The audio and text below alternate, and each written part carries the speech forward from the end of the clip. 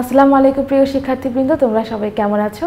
আমি জান্নাতুল তাবাসসুম তোমাদের জন্য আরও একটি নতুন ক্লাস নিয়ে চলে আসলাম। আজকের পর্বে আমরা অষ্টম শ্রেণীর বিজ্ঞান বই অনুসন্ধানী পাঠের দশম অধ্যায় নিয়ে আলোচনা করব। তো আজকে আমরা দুটো প্রাণী জগতের পর্ব প্লাটিহেলমিনথেস এবং নেমাটোডা নিয়ে আলোচনা করব। তো চলো আজকে আমাদের পড়ায় চলে যাই। আচ্ছা, আজকে আমরা যেটা নিয়ে আলোচনা করবো প্রথমে সেটা হচ্ছে কি প্লাটিহেলমিনথেস। আচ্ছা, প্লাটিহেলমিনথেস নামটা কিন্তু অনেক বড় এবং অনেক কঠিন মনে হচ্ছে, কিন্তু যখন আমরা এটা পড়তে যাব তখন দেখব আসলে এই প্রাণীদের আমরা সবাই চিনে থাকি, এগুলো কিন্তু এত বেশি কঠিন কোনো প্রাণী নয়। প্লাটিহেলমিনথেস নামটা কঠিন মনে হলেও এই পর্বের প্রাণীও আমাদের খুব অপরিচিত নয়। চ্যাপ্টা বা ফিতা কৃমি এই পর্বের প্রাণী, অর্থাৎ এই যে আমরা মাঝে মাঝে বলি চ্যাপ্টা কৃমি, ফিতা কৃমি, এই প্রাণীগুলোর কথা আমরা জানি, এই কৃমিগুলোর কথা আমরা জানি। এই কৃমিগুলো হচ্ছে প্লাটিহেলমিনথেস পর্বের অন্তর্গত। এই প্লাটিহেলমিনথেস নামটা কোত্থেকে আসছে? অবশ্যই গ্রিক শব্দ থেকে আসছে। গ্রিক প্ল্যাটি অর্থ হচ্ছে চ্যাপ্টা, প্লেট, মানে প্ল্যাটি বলতে আসলে প্লেট বোঝায়। প্লেট কেমন হয়? চ্যাপ্টা হয় না? ঠিক সেরকম প্ল্যাটি বলতে চ্যাপ্টাকে বোঝানো হয়। এবং হেলমিনথেস এটা অর্থ হচ্ছে কৃমি থেকে, অর্থাৎ এটা হচ্ছে গিয়ে এটা অর্থ হচ্ছে কৃমি, অর্থাৎ হেলমিনথেস মানে হচ্ছে কৃমি আর প্ল্যাটি মানে হচ্ছে চ্যাপ্টা। তার মানে যে কৃমিগুলো চ্যাপ্টা সেগুলোকে আসলে বলা হচ্ছে প্লাটিহেলমিনথেস। এই দুটো নামকরণ একসাথে করে বা এই দুটো নাম যুক্ত করে প্লাটিহেলমিনথেস পর্বের নামকরণ করা হয়েছে। এদের গঠন মেরুদণ্ডী প্রাণীদের তুলনায় অনেক সরল হলেও আগের পরিফেরা এবং অ্যানেলিডা পর্বের প্রাণীদের থেকে কিছুটা জটিল।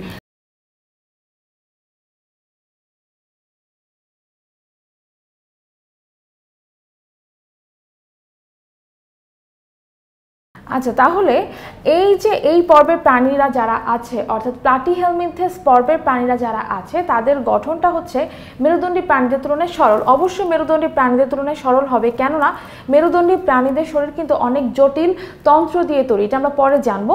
তো তাদের থেকে এই কৃমি, চ্যাপ্টা কৃমি যারা, তাদের কিন্তু গঠনটা বেশি সরল। আবার কিছু কিছু পর্বের প্রাণী আছে যেমন পরিফেরা এবং অ্যানেলিডা। পরিফেরা তোমরা আগে পড়ে এসেছো, সামনে তোমরা হচ্ছে অ্যানেলিডা সম্পর্কে জানবে। তো এই দুইটা পর্বের প্রাণীদের থেকে এই প্লাটিহেলমিনথেস পর্বের প্রাণীরা কিছুটা জটিল। এই পর্বের প্রাণীরা অনেক ক্ষেত্রেই পরজীবী, মানুষসহ বিভিন্ন প্রাণীর দেহের ভিতরে বাস করে।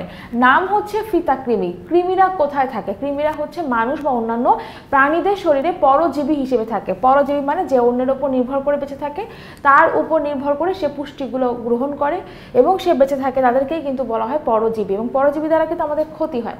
তো এই পরজীবীগুলো প্লাটিহেলমিনথেস যেহেতু কৃমি আমরা সকলেই জানি, তাহলে এরা হচ্ছে পরজীবী হিসেবে বাস করবে। স্বাধীনভাবে বাস করে এমন প্রাণীও আছে, তারা বেশিরভাগ ক্ষেত্রে জলাশয় বা স্বেচ্ছাতে পরিবেশে বাস করে। তার মানে স্বাধীন প্রাণীও আছে, কিন্তু তারা কোথায় বসবাস করে? তারা হচ্ছে জলাশয় বা স্বেচ্ছাতে পরিবেশে বসবাস করে। এই পর্বের প্রাণীদের দৈর্ঘ্য 1 মিলিমিটার থেকে শুরু করে প্রায় 20 মিটার বা 66 ফুট পর্যন্ত হতে পারে। তাহলে এই সকল প্রাণীদের দৈর্ঘ্য কত হতে পারে? 1 মিলিমিটার, তার মানে খুবই ক্ষুদ্র। এই 1 মিলিমিটার থেকে শুরু করে প্রায় 20 মিটার পর্যন্ত বা 66 ফুট পর্যন্ত হতে পারে। তাহলে এই পর্বের বৈশিষ্ট্যগুলো কি? এই পর্বের বৈশিষ্ট্যগুলো আমরা একটু খেয়াল করি। এই পর্বের প্রথম গঠন এবং কোষের বিন্যাস যদি একটু খেয়াল করি তাহলে দেখতে পাবো যে এই পর্বের প্রাণীগুলোর কিছু কিছু তন্ত্র গঠিত হয়েছে যেগুলোর মাধ্যমে চলন এবং রেচনের মতো শারীরবৃত্তীয় কাজ সম্পন্ন হয়। তার মানে কিছু কিছু তন্ত্র আছে, যে তন্ত্রগুলোর মাধ্যমে তার দেহে, মানে এই সকল প্রাণীদের দেহে চলন তন্ত্র বা চলনের কাজগুলো হবে বা রেচনের কাজগুলো হবে। রেচন বলতে দেহের বর্জ্য পদার্থ সমূহকে বের করে দিবে, ঠিক আছে? আচ্ছা, শ্বসন তন্ত্র এবং বদ্ধ সংবহন তন্ত্র নেই। শ্বসন তন্ত্র বলতে মানুষের শ্বসন তন্ত্রের কথা যদি আমরা বলি, তাহলে মানুষের ফুসফুস আছে, ঠিক আছে? মানুষের ফুসফুস আছে, মানে আমরা যে শ্বাস প্রশ্বাস, মানে শ্বাস গ্রহণ করছি, নিঃশ্বাস ত্যাগ করছি, এগুলো কিন্তু ফুসফুসের মাধ্যমে হয়ে থাকে, নিয়ন্ত্রণ হয়ে থাকে। তো এই যে ফুসফুসের কথা বলছি, বা মাছের ক্ষেত্রে যে ফুলকা থাকে, ওদের শরীরে কিন্তু এরকম কোনো শ্বসনতন্ত্র নাই। আবার বদ্ধ সংবহন তন্ত্র নেই, মানে রক্ত সংবহন তন্ত্র, যেটা মানুষের শরীরে যেমন রক্ত সংবহন তন্ত্র রয়েছে, এদের শরীরে কিন্তু বদ্ধ সংবহন তন্ত্র থাকে না। তার মানে তাদের মধ্যে কি থাকে না? শ্বসনতন্ত্র থাকে না। আবার বদ্ধ সংবহন তন্ত্র মানে রক্ত সংবহন তন্ত্রটাও থাকে না।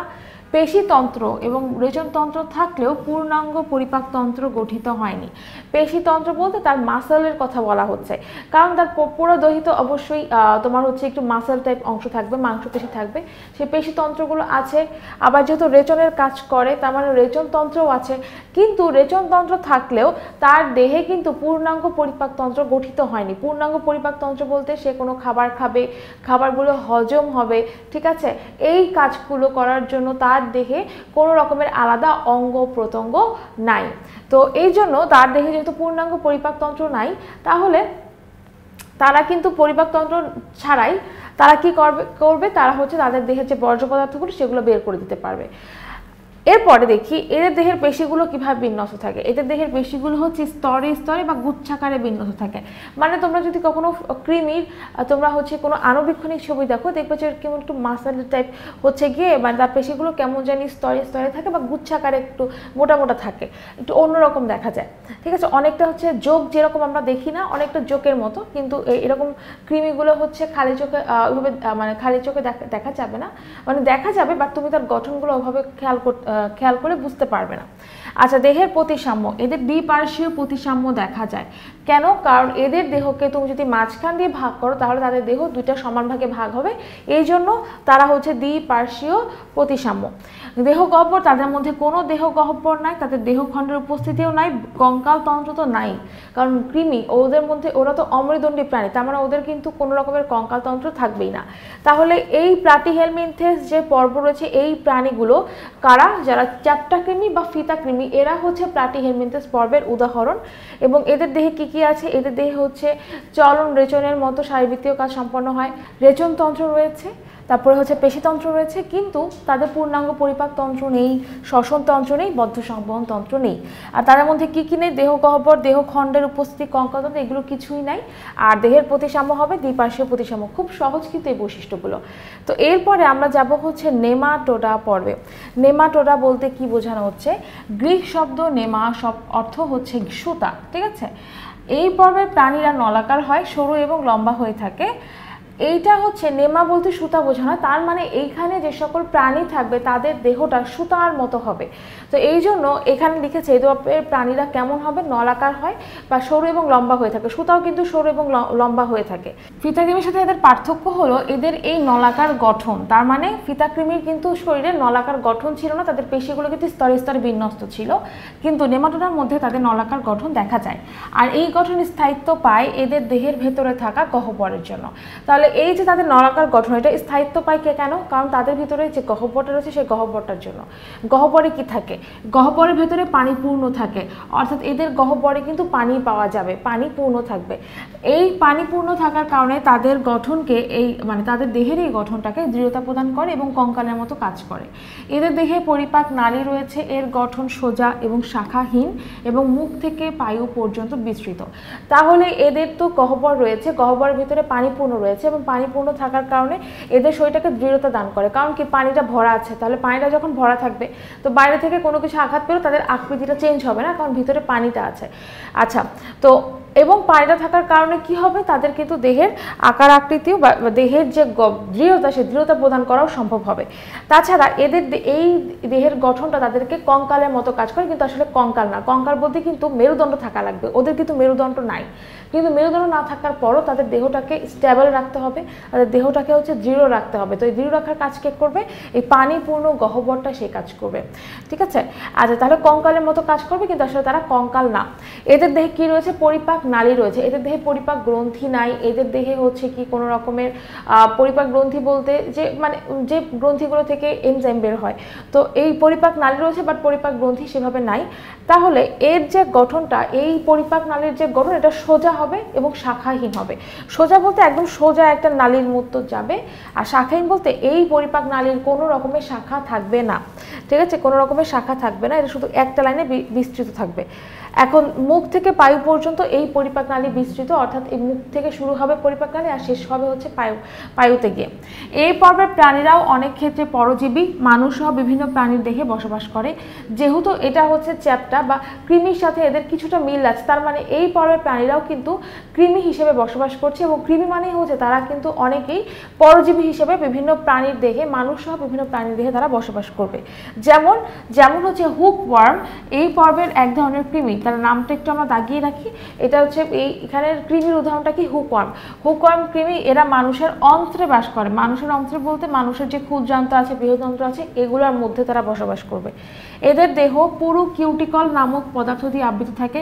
তার মানে এদের দেহ হচ্ছে, কিউটিকল জাস্ট একটা মোম জাতীয় পদার্থ, তো এই কিউটিকল দিয়ে পুরো দেহটা আবৃত থাকবে। ফলে পোষক দেহের পরিপাক নালীর ভেতরে থাকলেও পরিপাক নালীর যে তীব্র পাচক রস বা এনজাইম, তাতে এদের কোনো ক্ষতি হয় না। আচ্ছা, পোষক দেহ মানে যার উপর নির্ভর করে সে বেঁচে থাকবে, অর্থাৎ যার উপরে মানে যার শরীরে সে পরজীবী হিসেবে বাস করবে, সেটা হচ্ছে পোষক দেহ। তাহলে চিন্তা করো মানুষের কথা, যে মানুষের দেহে হচ্ছে হুকওয়ার্মগুলো ঢুকে গেছে, তো হুকওয়ার্মগুলো সেখানে বেঁচে থাকবে। তো যখন হুকওয়ার্মগুলো যাবে তখন আমাদের পাকস্থলীতে আগে পৌঁছাবে। এখন পাকস্থলীতে পৌঁছানোর সময় আমাদের তো পরিপাক নালী যেতে যাবে। এই পাকস্থলীতে যখন যাবে তখন কিন্তু যে এনজাইমগুলো আছে, সেই এনজাইমগুলোর কাজ কি, এনজাইম হচ্ছে গিয়ে এই যে আমরা যা কিছু খাবার খাই বা যা কিছু খাই না কেন, সেগুলো কিন্তু আস্তে আস্তে ধীরে ধীরে ভাঙে। তো ভাঙার জন্য এই যাতে ভাঙাটা খুব তাড়াতাড়ি হয়, ধীরে ধীরে না হয়, এই জন্য কিছু রাসায়নিক পদার্থ সেই বিক্রিয়াগুলোকে তাড়াতাড়ি করতে সাহায্য করে, অর্থাৎ সেই বিক্রিয়াগুলোকে দ্রুত করতে সাহায্য করে। তো বিক্রিয়া যখন ঘটে যায় তখন এই এনজাইমগুলো হচ্ছে আবার আগের অবস্থায় ফেরত চলে আসে। অর্থাৎ এনজাইমগুলোর কাজই হচ্ছে কোনো রকমের বিক্রিয়া, কোনো ধরনের বিক্রিয়াকে ত্বরান্বিত করা বা দ্রুত করা। তো এই এনজাইমগুলো হচ্ছে তীব্র পাচক রস। পাচক রস বলতে পাকস্থলী থেকে যে রসটা বের হয় সেটাকে বলা হয় পাচক রস, এবং এটা তীব্র আকারে থাকে। তো পোষক দেহের, চিন্তা কর মানুষের দেহের পরিপাক নালীর ভিতরে যদি এই হুকওয়ার্মটা ঢুকে যায়, তাহলে আমাদের পাকস্থলীতে কি বের হয়, পাকস্থলী থেকে পাচক রস বের হয়, হাইড্রোক্লোরিক অ্যাসিড বের হয়, এনজাইম বের হয়। আবার আমাদের যে তোমার হচ্ছে পরিপাক নালীর পরে মানে পাকস্থলীর পরে যে ক্ষুদ্রান্ত আছে, সেই ক্ষুদ্রান্ত থেকেও কিন্তু এনজাইম বের হচ্ছে। তো এই যে এতগুলো এনজাইমের কাজ হচ্ছে যে জীবাণুগুলো আছে সেগুলোকে ধ্বংস করে ফেলা বা মানে একদম মেরে ফেলা।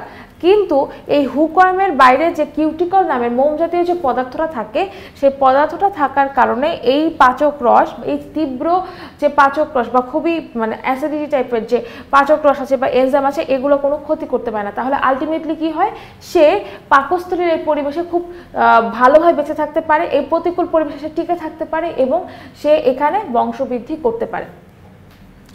স্বাধীনভাবে বাস করে এমন প্রাণীও আছে, তবে তারা বেশিরভাগ ক্ষেত্রে মিঠা পানির পরিবেশে বাস করে। এই পর্বের প্রাণীদের দৈর্ঘ্য 1 মিলিমিটার থেকে শুরু করে প্রায় 7 মিটার বা হচ্ছে 23 ফুট পর্যন্ত হতে পারে। তাহলে এরা কিন্তু কিছু কিছু প্রাণীও আছে যারা স্বাধীনভাবে বসবাস করবে এবং এরা হচ্ছে মিঠা পানির পরিবেশে বসবাস করে। দৈর্ঘ্য কেমন হবে, 1 মিলিমিটার থেকে শুরু করে প্রায় 7 মিটার পর্যন্ত হতে পারে। এই পর্বের মূল বৈশিষ্ট্যগুলো কি, এই পর্বের মূল বৈশিষ্ট্য হচ্ছে গঠন এবং কোষের বিন্যাস কেমন হবে, সরল হবে, অর্থাৎ তাদের কোষটা হচ্ছে সরল হবে। তবে মুখ এবং পায়ুপথ সহ পূর্ণাঙ্গ পরিপাক তন্ত্র আছে। তার মানে আমরা দেখেছি প্লাটিহেলমিনথেস পর্বের যে প্রাণীরা ছিল তাদের কিন্তু পূর্ণাঙ্গ বা পরিপূর্ণ পরিপাক তন্ত্র ছিল না, কিন্তু ওদের আছে। অর্থাৎ নেমাটোডা যে প্রাণীরা আছে তাদের কিন্তু পূর্ণাঙ্গ পরিপাক তন্ত্র রয়েছে। কেন? কারণ তাদের মুখও রয়েছে, পায়ু রয়েছে। এই তন্ত্রের মাধ্যমে তারা কি করবে, পরিপাক করবে, রেচন করবে, চলনের মতো শারীরবৃত্তীয় কাজ সম্পন্ন হয়। তাহলে এই তন্ত্রের মাধ্যমে তারা পরিপাক যেমন করবে এবং খাবার খাওয়ার পরে সেই বর্জ্য পদার্থগুলো দেহ থেকে বেরো করে দিবে এবং তাদের চলাচলে সহায়তা করবে। কারণ তাদের এই গহ্বরের ভিতরে আমরা জানি তাদের পাকস্থলীর ভিতরে যে কিছু গহ্বর আছে, সেই গহ্বরের মধ্যে পানি রয়েছে যেটা তাদের চলনে সহায়তা করবে। তবে ফিতাকৃমিদের মতো এদেরও শ্বসনতন্ত্র এবং বদ্ধ সংবহন তন্ত্র নেই। অর্থাৎ ফিতাকৃমিদের ক্ষেত্রে আমরা দেখেছিলাম তাদের মধ্যে কিন্তু সংবহন তন্ত্র থাকবে না, অর্থাৎ হচ্ছে মানে রক্ত সংবহন তন্ত্রটা থাকবে না, ওদের মধ্যে কিন্তু সেটা দেখা যায় না। আবার শ্বসনতন্ত্র যেমন ফুসফুস, ফুলকা, এগুলো কিছুই থাকবে না। ঠিক আছে। আচ্ছা, দেহের প্রতিসাম্য, যেহেতু এরা কৃমি জাতীয় সবগুলোরই এদের দেহকে যদি মাঝখান দিয়ে কাটা হয় তাহলে দুইটা ভাগে ভাগ করা যায়। তা দেহের প্রতিসাম্য হবে দ্বিপার্শ্বীয় প্রতিসাম্য। দেহ গহ্বর হচ্ছে এদের দেহে সুগঠিত সিলম বা দেহ গহ্বর না থাকলেও ছদ্ম সিলম, যেটাকে বলা হয় সিউডো সিলম রয়েছে, এর ভিতরে পরিপাকতন্ত্রের অবস্থান। এই যে আমরা একটু আগে যখন এর শুরুর দিকে পড়ছিলাম তখন আমরা পড়েছিলাম যে দেহ গহ্বরের মধ্যে পানি পূর্ণ রয়েছে, তাহলে এটাকে অনেকটা সিলমের মতো বলা যায়, বাট পুরোপুরি তার সিলম না। ঠিক আছে, দেহ গহ্বর নয়, সিলমও নয়, কিন্তু হচ্ছে গিয়ে এটা সিলমের মতো কাজ করছে, তাই এটাকে আমরা বলবো ছদ্ম সিলম। এই ছদ্ম সিলমের ভেতরেই হচ্ছে পরিপাকতন্ত্রের অবস্থান রয়েছে। দেহখণ্ডের উপস্থিতি এদের দেহটাকে কখনোই মানে কোনো খণ্ডে বা ভাগ করা যায় না। কঙ্কালতন্ত্রের ধরন অবশ্যই নাই, কারণ তাদের দেহে হচ্ছে হাড়ের তৈরি কঙ্কালতন্ত্র নেই, কিন্তু দেহের গহ্বরের ভিতরে পানিপূর্ণ থাকায় তার দেহকে হচ্ছে দৃঢ়তা প্রদান করে। তার মানে এই পানিপূর্ণ থাকার জন্য দেহটাকে কঙ্কালতন্ত্রের মতো দৃঢ়তা প্রদান করে থাকবে। তাহলে আমরা দেখলাম যে নেমাটোডা পর্বের প্রাণীদের বৈশিষ্ট্য কি। নেমাটোডা পর্বের প্রাণীদের বৈশিষ্ট্য হচ্ছে এদের পরিপাকতন্ত্রটা হচ্ছে একটু সরল হবে, যেমন কিন্তু হচ্ছে মুখ এবং পায়েও ছিদ্র রয়েছে, এবং এই তন্ত্রের মাধ্যমে তারা পরিপাক, রচন এবং চলনের মতো শারীরবৃত্তীয় কাজ সম্পন্ন করে। ফিতা কৃমিদের সাথে এদের একটা মাত্র পার্থক্য, এদেরও হচ্ছে শ্বসনতন্ত্র বা বদ্ধ সংবহনতন্ত্র নেই। দেহ গহ্বর হচ্ছে সিডোসিলম, অর্থাৎ হচ্ছে গিয়ে ছদ্মসিলম রয়েছে। এদের কঙ্কালতন্ত্র থাকবে না, এদের দেহখণ্ড থাকবে না, এদের প্রতিসাম্য হবে কৃমিদের মতো, মানে হচ্ছে গিয়ে দ্বিপার্শ্বীয় প্রতিসাম্য দেখা যাবে। এরপরে আসি আমরা অ্যানিলিডা সম্পর্কে। অ্যানিলিডাটা কি? কেঁচো বা জোকের শরীরের গঠন কেমন কখনো খুব ভালো করে খেয়াল করেছো? লক্ষ্য করলে দেখবে এই প্রাণীদের সারা শরীর অসংখ্য খণ্ডে বিভক্ত, মনে হয় যেন অনেকগুলো ক্ষুদ্র আংটি পরপর জোড়া দিয়ে শরীরটা তৈরি। তোমরা যারা কেঁচো বা জোক দেখেছো তারা খেয়াল করবা যে তাদের দেহটা, যে যখন এখানে ছবিতে আছে জোকের ছবি, তাদের দেহটা এরকম খণ্ডে খণ্ডে খণ্ডে খণ্ডে বিভক্ত আছে, মানে খণ্ড খণ্ড দেখা যায়। ঠিক আছে, দেহটাকে হচ্ছে খণ্ড খণ্ড দেখা যায়। তো মনে হয় যে একটা একসাথে জোড়া লেগে এই গঠনটা তৈরি হয়েছে। ঠিক এই কারণে কেঁচো এবং এই ধরনের প্রাণীদের নিয়ে যে পর্ব গঠিত তার নাম রাখা হয়েছে অ্যানিলিডা। অ্যানিলিডা মানে কি? এই শব্দটা এসেছে ল্যাটিন শব্দ অ্যানালাস থেকে, যার অর্থ হচ্ছে আংটি। তার মানে অ্যানালাস মানে আংটির মতো গঠন যেহেতু তাদের দেহ, তার মানে এই জন্য তাদেরকে বলা হয় অ্যানিলিডা। এই পর্বের নামটাই হচ্ছে অ্যানিলিডা। এইভাবে প্রাণীদের দেহের গঠন হচ্ছে লম্বা নলাকৃতির। তোমরা যদি কেঁচো দেখো দেখবে যে তারা হচ্ছে লম্বা, মানে নলাকৃতির, মানে তারা চারকোনা না, জাস্ট লম্বা করে তারা গঠন, মানে তাদের গঠনটা লম্বাকৃতির হয়, নলাকার হয়। কেঁচো জোকের ক্ষেত্রেও সেম। তো এই পর্বের প্রাণীদের দেহের গঠন হচ্ছে কেমন হয়? নলাকৃতি বা লম্বা। প্রায় ক্ষেত্রে এই প্রাণীদের দেহে চুলের মতো শক্ত লোম বা সিটি থাকে, যা তাদের চলনে সাহায্য করে। এখন কথা হচ্ছে এই জোক বা কেঁচো কীভাবে চলাচল করে? তোমরা দেখবে জোক বা কেঁচো হচ্ছে এরকম এরকম করে চলছে, কিন্তু এই যে এরকম করে চলছে, কিন্তু তাদের কিসের সাহায্যে চলছে? তাদের তো হাত পা লাগবে, তো তাদের পা নাই, হাত নাই, তাহলে তারা যেটার সাথে চলে সেটা হচ্ছে কি শক্ত লোমের সাহায্যে। এই যে তাদের দেহটা যদি তুমি দেখো, তাহলে তাদের দেহটা দেখলে দেখা যাবে কি এখানে ছোট ছোট সূক্ষ্ম সূক্ষ্ম কিছু লোম আছে, খুবই শক্ত শক্ত কিছু লোম আছে। হ্যাঁ, এই শক্ত লোমগুলোকে বলে সিটি। এই সিটিগুলোর সাহায্যে তারা তাদের চলনে সহায়তা করে থাকে, মানে তারা একদম এই যে দেহের নিচের প্রান্তটাতে থাকে, এবং এটার সাহায্যে তারা কিন্তু মাটির উপর দিয়ে চলাচল করে। ঠিক আছে, তো যদি কখনো কেঁচো বা জোক এরপরে দেখে থাকো তাহলে কিন্তু অবশ্যই একটু এটাকে উল্টিয়ে পাল্টিয়ে দেখবে যে এটার সিটিটা দেখা যায় কিনা। তো এই পর্বের আরও কিছু বৈশিষ্ট্য রয়েছে। বৈশিষ্ট্যগুলো কি? এই বৈশিষ্ট্যগুলো হচ্ছে একাধিক অঙ্গের সমন্বয় তন্ত্র গঠিত হয় এবং এর মাধ্যমে শারীরবৃত্তীয় কাজ সম্পন্ন হয়। তাহলে তোমরা দেখতে পাচ্ছ যে নেমাটোডা পর্বের প্রাণীদের ক্ষেত্রে পরিপাকতন্ত্র মানে পাওয়া গিয়েছিল যে তাদের মধ্যে পরিপাকতন্ত্র আছে। তার মানে কি তন্ত্রের আগমন শুরু হয়েছে, নেমাটোডা থেকে তন্ত্র আসা শুরু হয়েছে। তাহলে নেমাটোডার পর থেকে যে সকল প্রাণীরা আসবে বা যে সকল পর্ব আসবে, সবগুলো পর্বের প্রাণীদেরই কিন্তু কোনো না কোনো তন্ত্র থাকবে।